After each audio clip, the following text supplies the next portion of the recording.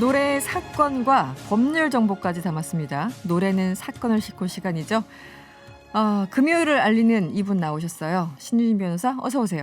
안녕하세요. 네. 신나는 변호사 신유진 변호사입니다. 그렇습니다. 신유진 변호사가 오면 금요일이구나 이런 느낌이 확 들어요. 그리고 오늘 저희들과 함께할 새로운 게스트를 모셨는데요. 개그맨 권재관 씨입니다. 어서 오세요. 네, 안녕하세요. 반갑습니다. 권재관입니다. 네, 명랑시사 이승원입니다. 처음 저희 하시는 거죠? 네. 잠깐 자기소개를 좀 해주시면 어떻습니까? 네. 들은 바대로 개그맨이고요. 네. 네, 들은 바대로 개그맨이고 네. 그리고 아직 시사에 대해서 저도 잘 모르는 게 많은데 네. 이 코너를 하면서 좀 배워가고 네. 우리 변호사님의 그 조언도 좀 듣고 네. 어떻게 하면 좀 피할 수가 있나 네. 그런 것도 좀 배워보는 시간을 갖도록 하겠습니다. 개그맨 이렇게 진지하시네요. 긴장하셨나 봐요. 여기는 네. 신나게 하는 거예요. 네. 신나고 유쾌한 진짜 변호사 신유진입니다. 자리 바꿀까요? 제가 그럼 변호사로 갈까요? 네, 개그맨 시험 봤다가 떨어져서 어쩔 수 없이 변호사 되신 분이라서 질문했습니다. 그게 네. 어떻게 바뀌었네요. 네. 알겠습니다. 진짜로. 긴장 푸시고요. 저희들 해치지 않아요. 아유, 긴장 안 했습니다. 네, 함께 네. 해주시길 바라고요. 네. 네. 오늘 함께 이야기 나눌 노래를 먼저 잠시 들어보겠습니다.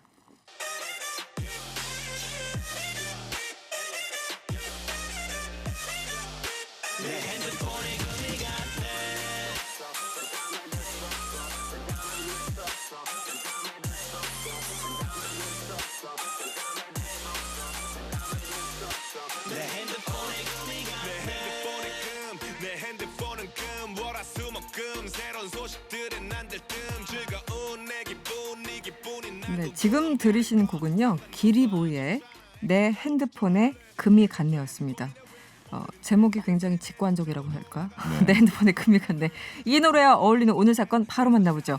오늘 첫 번째 주제 이겁니다. 노인만 골라서 수천만 원 소액 결제. 네, 저도 이 기사를 읽었는데 권재관 씨가 먼저 좀 소개를 해주시죠. 네, 저도 봤습니다. 네네. 스마트폰 사용에 서툰 노인들에게 휴대전화를 빌려 소액 결제를 하는 수법으로 수천만 원을 가로챈 30대 남성이 경찰에 붙잡혔습니다. 네. 경찰에 따르면요, 이 남성은 휴대폰 액정이 깨졌는데 휴대폰을 잠시 빌려주면 숙박 요금을 계좌이체하겠다고 속이며 휴대폰을 빌린 뒤 게임 머니를 소액 결제하는 범행을 저질렀는데요. 네. 네, 피해자 명의로 소액 결제한 게임 머니를 현금으로 환전한 다음 회사에서 보내온 돈이라며 피해자들에게 본인 계좌로 이체를 부탁하는 대담함을 보이기도 했습니다. 이 같은 수법으로 약 1년 동안 부산과 경남 지역 모텔 24곳에서 숙박업주, 업소 26명으로부터 무려 4,535만 원을 결제했다고 합니다. 와. 주로 이 숙박업소 업주분들을 대상으로 네. 와 4,500만 원. 네.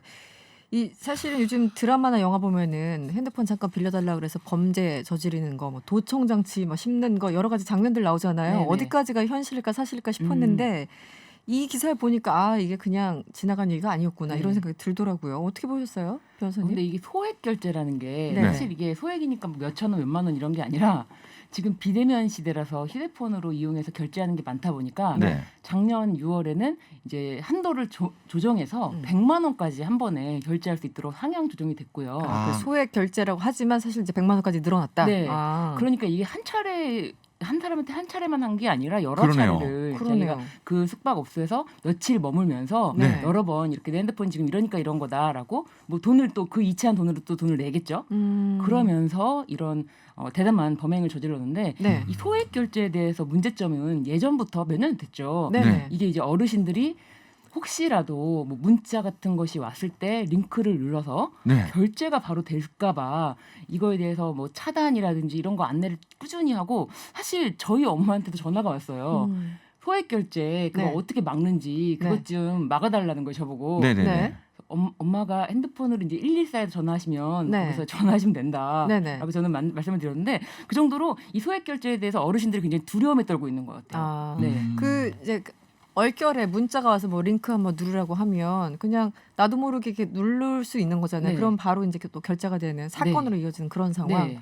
그런 상황인데 요거는 그런 게 아니라 네. 실제로 이 휴대전화를 빌려서 네. 이제 입력을 하게 해서 네. 이제 계좌 이체를 한 거죠. 그러니까 사실 게임 머니를 사고 그 돈을 환전해서 오히려 환전한 돈이 나의 회사에서 당신 계좌로 보내줬다. 내가 여기 당신 계좌를 알려줬다라고 해서 또 그걸 다시 이체를 받고 굉장히 이게 그런 대담해요. 과정이군요. 네네. 다시 이체를 받는. 네네. 여기 숙박업소 업주는 자기 돈으로 이분을 다 재워준 거네요. 그리고 맞죠. 돈도 준 거네요. 돈도 준 거죠. 돈도 준 네. 거네요.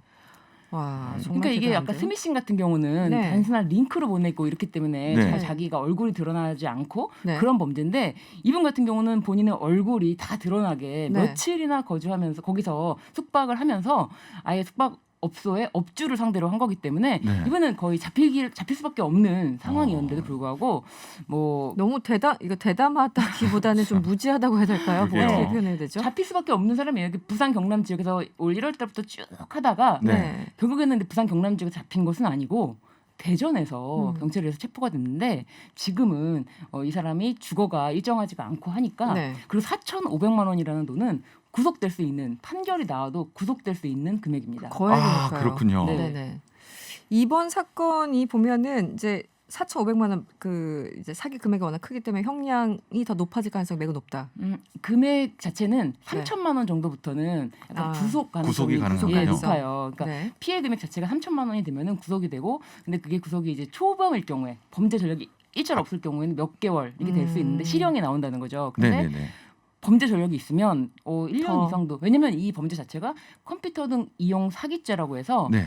10년 이하의 징역이거든요. 10년 이하의 징역 또는 2천만 원 이하의 벌금과 벌금형도 같이 규정되어 있지만 네. 실제로 실형이 선고될 가능성이 높다.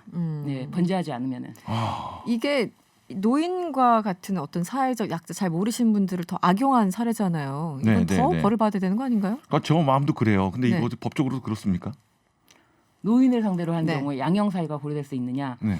이 수법이 너무 여러 번에 걸쳐서 네, 네. 한 사람만 한 게 아니라 피해자가 여러 26명. 명이잖아요. 네. 네. 사기죄 같은 경우는 피해자에 따라서 한 개의 범죄가 됩니다. 그러니까 이게 총 합쳐서가 아니라 피해자별로. 네, 그 네. 이분은 전과 26범이 되는 거예요? 한 번에? 누적됐네요. 누적. 26명이니까요. 피해 금액은 총 합 얼마, 그래서 같은 수법으로 이렇게 돼서 피해자가 다 나열이 되는데 네네. 글쎄요, 전과라고 할 때는 이게 한 개의 판결문으로 봤기 때문에 결과적으로는 네, 네. 네. 피해자는 여러 명이기 때문에 그거에 따라서 경합범이긴 하지만 그것에 대해서 아마 양형으로 좀 죄질이 불량하다 이런 부분은 불량하죠. 분명히 그냥 누가 봐도.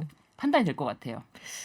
이래서 어쨌든 그 휴대폰 뭐 함부로 빌려주지 말라고 하는데 네. 보통 그 우리 권재관 씨 같은 경우는 네.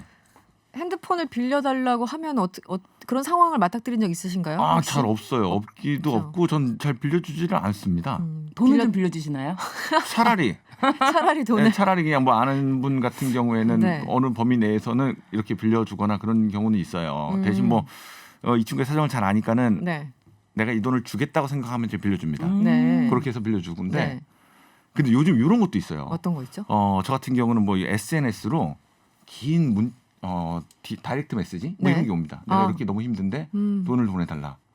야, 이걸 다 읽고 나서도 그건 제가 좀 죄송합니다라고 하면 네. 또 저에게 대해서 비꼰두로 말도 하고 그걸로 또 언쟁이 또 많이 붙고 네. 그래서 그런 건 이제 요즘 있지는 않아요. 음. 와, 이거 참 골치 아프더라고요. 그런 기능이 있더라고요. 아예 읽지 않음으로 표시할 수 있는 기능. 아, 그래요? 그렇죠. 네. 네. 그거 네. 이따 아예 물어봐야 블럭 되겠네. 처리하던가. 네. 그런데 지나가다가 그러면 아직 그런 경험을 하신 적은 없다고 하는데 지나가다가 어떤 여자분이 네. 와서 저기 굉장히 급한데 네. 핸드폰을 빌려달라고 막 울면서 얘기하면 그래도 거절하실 거예요. 이야, 그거 어렵네요. 같이 울어야 되나? 그러니까 상대가 누구냐에 따라서 달라지는 아니요, 거예요. 아니요, 그렇지는 않을 것 같아요. 그래도 아니 제 핸드폰을 그렇게 쉽게 빌려주지는 않을 것 같아요. 저는 네, 그거 그렇죠. 빌려주면 혹시나 뭐 그냥 다른 번호들도 많기 때문에 그렇죠. 다른 분들에 대한 뭐 신상이 노출될까봐 그걸 좀 막아야 될 것 같습니다. 그래서 요즘 어르신들은 아예 모르는 번호는 아예 받지도 않으시고 맞아요. 네, 아예 받지를 않으세요. 바로 저희- 삭제한다거나 예, 그래서 바로 그냥. 저희 엄마한테 회사 전화로 걸면 받지를 않으시는 거예요. 네네. 제발 엄마 입력 좀 해주세요. 무슨 회사 전화입니다.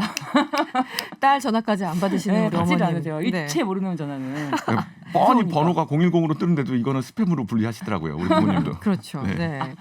알겠습니다. 여러분들 휴대전화 함부로 빌려주지 마시고요. 네, 네. 좀 조심하셔야 될 것 그리고 같습니다. 소액 결제를 아예 차단해 놓는 방법이 있어요. 맞아요. 그래서 핸드폰으로 결제 안 되도록 장치를 해놓을 수 있는데. 네. 114라고요. 그게 네, 전화를 그렇습니다. 해서. 그 통신사에다가 네. 그러니까 예를 들면 우리는 이제 이게 온라인으로 이용하기 편한데 굳이 전화해서 기다려야 되잖아요. 그렇죠. 그러니까 이제 기다리기 싫으니까 온라인으로 내가 그 홈페이지 들어가서 누르면 되는데 네. 어르신들 같은 경우는 그 통신사에 전화만 하면은 막을 수가 있습니다. 네, 아예 사전에. 그래서 부모님께도 이걸 좀 알려드려야 될 것 같아요. 네네네. 어떤 식으로 이제 네. 소액 결제를 막는지. 네. 네. 알겠습니다. 다음 주제로 넘어가 보죠. 이번에는 창고에 묻힌 금괴를 찾아서입니다. 권재관 씨 설명을 좀 해주시죠. 알겠습니다. 지난 8일 익산 경찰에 따르면요, 최근 국가 등록 문화재로 지정된 옛 일본인 농장의 창고 지하에 금괴 2톤이 매장됐다는 소문이 돌아 예의주시하고 있다고 합니다. 네. 시세로 따지면요, 약 1,250억 원 상당입니다. 2톤. 네. 네. 앞서요, 2012년 탈북자 A 씨가 북한에 있을 때 남한 출신 양 아버지가 6.25 당시 재산을 처분해 동화사 뒤뜰에 묻었다는 이야기를 들었다면서 발굴 허가를 냈던 일이 있었습니다. 당시에도 A 씨는 동화사에 묻힌 금괴 40kg을 찾겠다고 나섰지만 허가 조건을 이행하지 못해서 무산됐다고 합니다. 네. 그런데 이 소동을 접한 일본인 손자가 패망과 함께 재산을 금으로 바꿔 농장 사무실 지하에 묻어놓고 귀화했다는 할아버지의 이야기를 A 씨에게 전하며 발굴을 의뢰했다는 것이 경찰의 설명입니다. 경찰은요, A 씨 일행이 별도의 탐사 장비를 동원해 해당 토지 매입 임대 방안을 모색하는 것으로 파악했는데요. 이와 관련해 도굴이나 기타 강력 사건, 각종 불법 행위 발생 가능성에 무게를 두고 사태를 주시하고 있다고 합니다.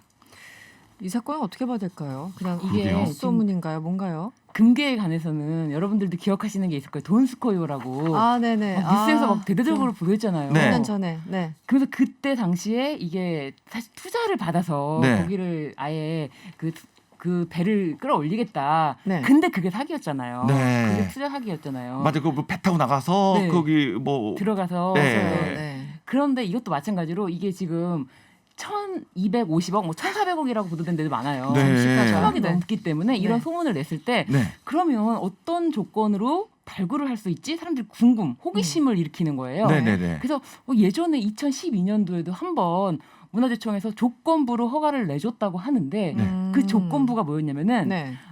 전문가의 입회 그리고 아. 안전사고의 대책 마련 그리고 만약에 없을 경우에 동화사에서 입을 손실 이런 거를 전부 다 책임을 지고 보장한다고 하면 그러면은 발굴해라라고 했더니 네. 그 조건이 너무 엄청나서 이해할 수가 없다. 그 금괴 뒷걸음질. 40kg도 엄청난 양의 네. 금괴잖아요. 그리고 그게- 금액도 엄청나고요. 그게 네. 2012년도에 있었던 일이에요. 네, 근데 그때도 이행을 못했다. 네, 그렇죠. 그때 그 돈 갖고 좀 안 되니까 이번엔 좀 베팅을 크게 한 것 같아요. 2톤. 2톤. 이번에 2톤으로 했는데 이건 좀 너무 동화 같은 얘기여가지고 영화 같은 얘기여서 네. 셋이 그나저나 한번 가볼까요? 저는 혹시나 몰라서. 그래서 네. 익산 경찰서에서 체력이 안 예의주시하고 돼가지고. 있잖아요. 관리 감독을 철저히 하고 우리 같은 예의주시. 사람들이 기웃기웃거릴까봐. 어설프게 우리 같은 사람 하면은 바로 잡힙니다. 네, 그나저나 국가 등록문화재로 지정된 곳에서 누가 이렇게 묻어놓은 금괴가 혹시라도 발견되면 네. 그 소유권은 누가 가져갑니까? 결론부터 말씀을 드리자면은 네. 국가 소유나 익산시 소유가 될 가능성이 높습니다. 아, 그래요. 왜냐하면 이 부분 같은 경우에는 좀 이제 따져봐야 되겠지만 이 지금 발견자와 원래 이 토지의 소유자가 50%씩 갖는 거거든요. 네네네. 근데 50% 갖는데 사실 이게 발견되기도 어렵고 그렇죠. 근데 또 일각에서 걱정하는 거는 이게 일제 당시에 네. 그 손자가 그 일본인 손자가 이게 우리 할아버지가 묻어놓고 왔다라고 하는데 일본인한테 가는 거는 아니냐 이런 걱정을 많이 하세요. 거기까지. 네. 설마요. 네. 그런데 그거는 안 된다. 그 일제 강점기 시대에 축적한 그 부에 대해서는 이미 그 법령에 의해서 국고로 환수하기 때문에 그런 걱정은 안 해도 된다. 그런데 이미 이 금괴를 네. 발견하기 위한 굉장히 많은 절차들이 필요한데 이거를 이행하기가 어려울 것 같다. 그렇군요. 알겠습니다. 네. 저희가 시간이 다 돼서 너무 오늘 짧으네요. 인사를 좀 드려야 될 것 좀 네. 시간이 짧죠. 오늘 황은희 씨가 나오니까 네. 천만의 말씀으로. 그 다음에 아, 알겠습니다. 지금까지 신유진 변호사 그리고 오늘 처음 저희와 함께 해주신 개그맨 권재관 씨였습니다. 오늘 고맙습니다. 감사합니다. 감사합니다.